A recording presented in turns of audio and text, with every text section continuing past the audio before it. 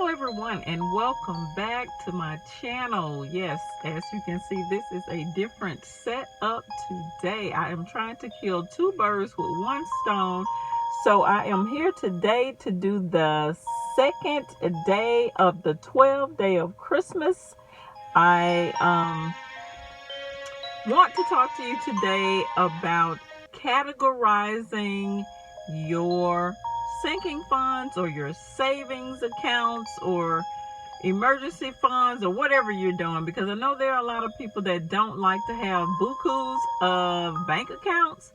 I'm okay with bank accounts. I think I have about, let's see, total number of bank accounts that I am responsible for or that I have a name on is about 1, 2, 3, 4, 5, 6, 7, 8, 9, 10, 11. I don't know. I lost track. I'm going to say about a good 12, 13, 15, somewhere like that. But anyway, even if you don't want to do that, then you still want to categorize your savings.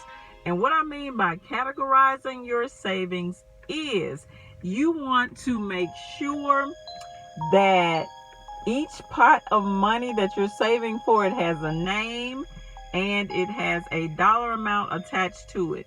Now, I don't know if you want to keep this via a spreadsheet. I do that. I also have an account where it has different buckets where you can separate monies into categories, but they are in the same account. Ally Bank is a good bank for that as well, where you can create different buckets within one account.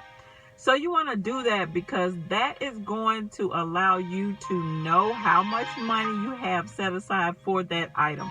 Like, for example, let's say you're saving for a car or vehicle, and you're also saving for a trip.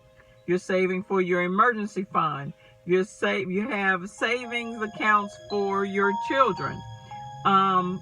What else?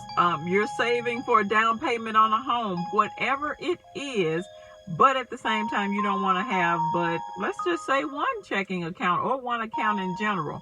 You will need to be able to know how much money is in each one of those accounts, because you don't want to pull money from, let's just say, for example, another account's bucket or category. So let's just say, for example, we have $5,000 in our vehicle account and $30,000 in our emergency fund, but they're all in the same account. So you have $35,000 in an account. You don't want to just have all that money lumped together without a name tag or a category on each part, because you can get it confused. And especially for those that have different categories in one account. Let's just say you're saving for 10 different items or 10 different situations in one account.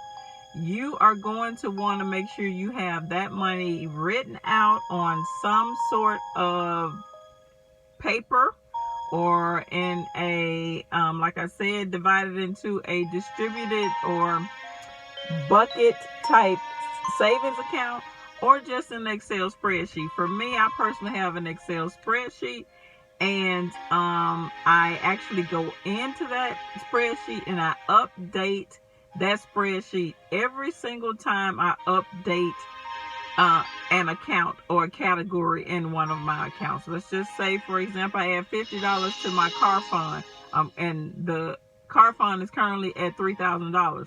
I'm going to go into, of course, I will put the money in the account, but I will go into that spreadsheet, and now my new balance is $3,050. So, you just want to be sure that you're consistently doing that. These are things that you want to do to make sure that you are reaching your goal for saving for whatever item that is. And for me, it also motivates me when I do that, because what happens is, most times, let's just say, for example, I have an account where I'm saving for a certain amount of money, let's say $6,000. Okay, so I am at $5,800, right? And there's another account where I am saving for that to be $1,000, and I'm at $800. So as I'm putting money into those accounts, let's say I put the $100 in the $800 account, that puts me at $900. And I put, let's say, $100 in the other account, that put me $100 closer to that one. What is going on is it's motivating me to want to go on and put more monies in those different categories, because I have set a goal limit on those accounts. So that gives me more motivation to do that, thus making my savings accounts grow larger, thus providing me with that practice where I am able to start a behavior. This is becoming a constant behavior and consistent behavior in my life. So that is what you want to do when you're trying to save for a category or an event or some sort of savings account, long term or short term. You want to be able to divide those monies up into categories. Those categories are going to allow you to see the balance of each one of those goals, as well as motivate you to move forward with getting to those goals as quickly as possible. So just remember, in the future, categorize your savings accounts for whatever purpose they are there for. Create a spreadsheet so that you can see your progress as you continue to add to those categories.